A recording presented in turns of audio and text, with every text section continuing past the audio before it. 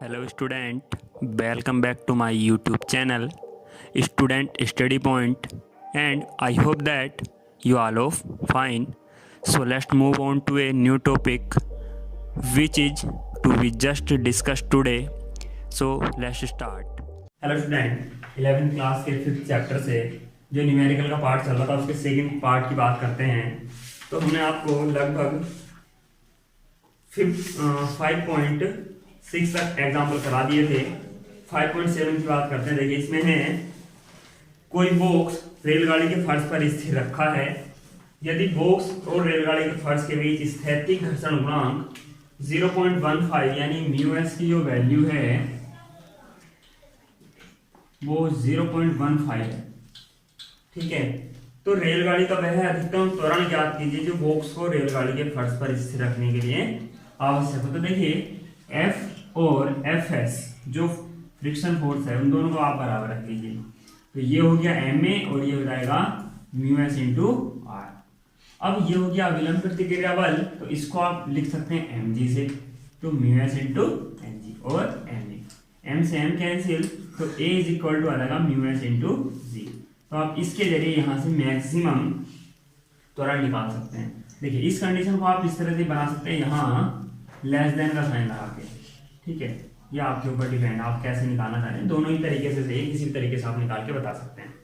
केवल यहाँ वैल्यू रखनी है आपको, जी का मान 10, ए का मान निकल के आ जाएगा। म्यू का मान मैंने पहले ही आपको बता दिया है। नेक्स्ट है 4 किलोग्राम का कोई गुटखा एक क्षैतिज समतल पर रखा है। समतल को धीरे धीरे तब आनत किया जाता है। आनत का मतलब होता है क्षैतिज से किसी कोण पर झुका कोई तल। ठीक है, तो यानी कोई क्षैतिज तल था, अब उसको धीरे धीरे इस तरह से झुकाया जा रहा है। जब तक क्षैतिज से किसी कोण थीटा बराबर 15 डिग्री पर वह गुटका सरकना आरंभ नहीं कर देता, पृष्ठ और गुटके के बीच स्थैतिक घर्षण गुणांक क्या होगा। तो स्थैतिक घर्षण गुणांक बताना है। तो देखिए नॉर्मल सा क्वेश्चन है कि आप ऐसे समझ के चलिए चित्र तो इस तरह से कोई बॉक्स रखा है, यहाँ 15 डिग्री का एंगल बनाने पर ये क्या करता है, गति करना प्रारंभ करता है। तो फ्रिक्शन बताना है। तो tan थीटा बराबर होता है म्यू एस। आप थीटा का मान रखिए, म्यू एस का मान निकल के आ जाएगा। ठीक है, नॉर्मल सा क्वेश्चन है। आगे है कि 5.12 यानी आपको चित्र इसमें दे रखा है क्वेश्चन में कि दर्शाए गए ब्लॉक ट्राली निकाय का एक त्वरण है। यानी इसमें क्या है कि एक जो हमने आपको घिरनी की कंडीशन कराई थी इस तरीके से, ये वाली जो यहाँ इस तरह से घिरनी लगा रखी थी ये।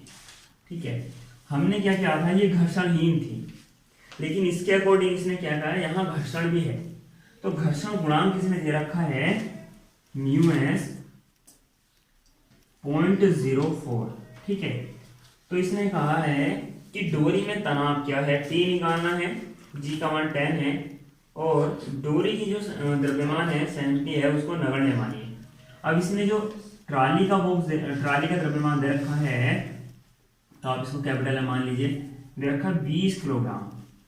और जो साइड में वस्तु लटकी हुई है, यहाँ जो पिंड लटका हुआ था, इसका द्रव्यमान इसको दे रखा है इसने 20, इसको दे रखा है इसने 3 किलोग्राम।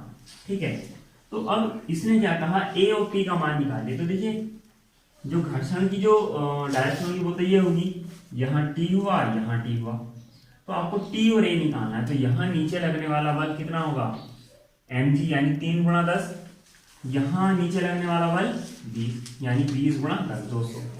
अब हमें क्या करना है, देखिए मैंने आपको पहले ही बताया था कि आपको करना है केवल इसकी समीकरण बनानी है। तो समीकरण आप जब बनाएंगे तो इसकी कितनी हो जाएगी, देखिए गति इधर हो रही है ट्राली बॉक्स की, तो ये हो जाएगा टी बराबर एम, कैपिटल एम आ जाएगा, कैपिटल एम और स्मॉल ए जो एक समान त्वरण होगा वो बराबर आ जाएगा टी में क्या हटा दोगे, एफ एस हटा दोगे, फ्रिक्शन फोर्स हटा दोगे। अब इस फ्रिक्शन फोर्स को दो चीजों में कन्वर्ट कर सकते हो आप, म्यू एस इंटू आर, और आर की जगह आप रख सकते हो एम जी। तो M A T minus mu S और एम जी। ठीक है, ये तो होगी फर्स्ट इक्वेशन।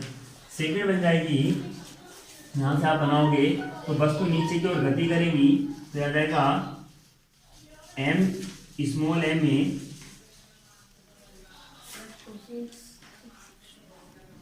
बराबर एम जी माइनस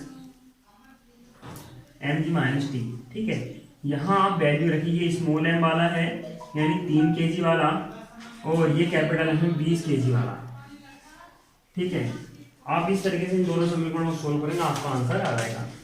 नेक्स्ट देखिए, जो क्वेश्चन है वो है कि आप एक 18 किलोमीटर प्रति घंटे की चाल से कोई समतल सड़क पर गतिमान साइकिल सवार है और वो 3 मीटर त्रिज्या का एक वर्तुल्य मोड़ लेता है, यानी 18 किलोमीटर प्रति घंटे की चाल से कोई चलने वाला व्यक्ति है और वो 3, ये हो गई v की वैल्यू, और r का मान दे रखा है 3 मीटर। इतनी त्रिज्या के एक मोड़ पर क्या करता है, टर्न लेता है, और म्यू एस का मान यहाँ दे रखा है 0.1। अब क्या करना है, उसने कहा कि क्या साइकिल सवार मोड़ लेते समय फिसल जाएगा या नहीं फिसलेगा, इस चीज के बारे में आपको बताना है। तो ठीक है, अब बात करते हैं। देखिए, हमारे पास न्यूनतम चाल ऐसे के लिए क्या थी, v square R G tan theta, ये इसकी मैक्सिमम चाल होती है, यानी v under root R G tan theta. ये क्या था, सूत्र था मिनिमम चाल का। अगर इतनी चाल होगी तो क्या होगा, बस तुम मुड़ेगी नहीं तो फिसल कर गिर जाएगी। तो आपको केवल यही कंडीशन देखनी कि ये जो है 18 किलोमीटर प्रति घंटा की चाल इस वाली चाल से ज्यादा आएगी या कम। अगर इससे कम आती है, ये वाली चाल, अगर जो चाल आपको दे रखी ये चाल इससे कम है तो मुड़ेगा, नहीं है तो गिर जाएगा।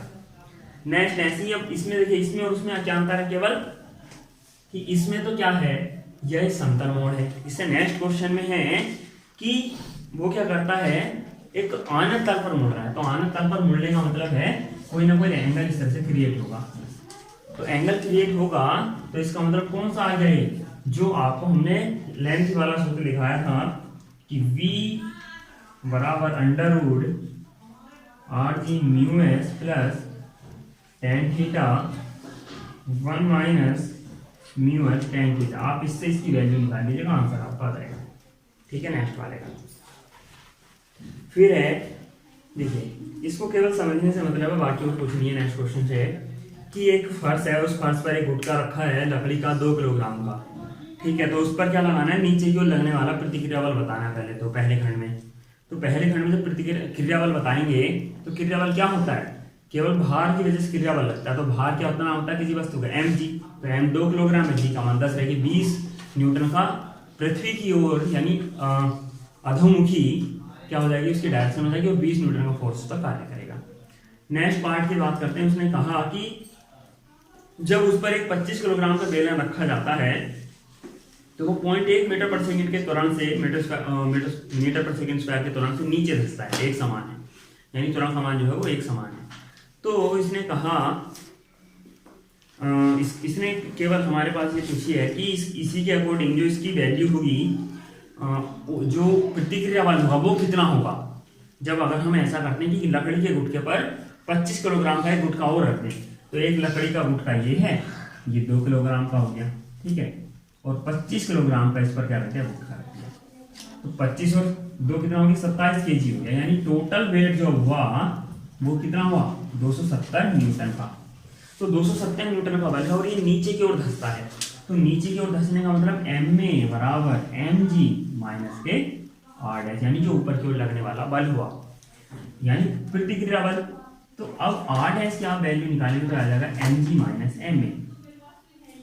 ठीक है, तो ये हो जाएगा 270 माइनस ma, आप ma की वैल्यू निकालिए तो 27 और गुणा 0.1 जो त्वरण दे रखा है, सोल्व कीजिएगा, आपका आंसर निकल के आ जाएगा। जो r डैश का मान होगा वही प्रतिक्रिया बल होगा। तो आपके जितने भी एग्जाम्पल थे सब हैंड हो चुके हैं और एक्सरसाइज नेक्स्ट वीडियो में स्टार्ट करेंगे। तो थैंक यू फॉर वॉचिंग, और लाइक और सब्सक्राइब का शेयर करना ना भूलें।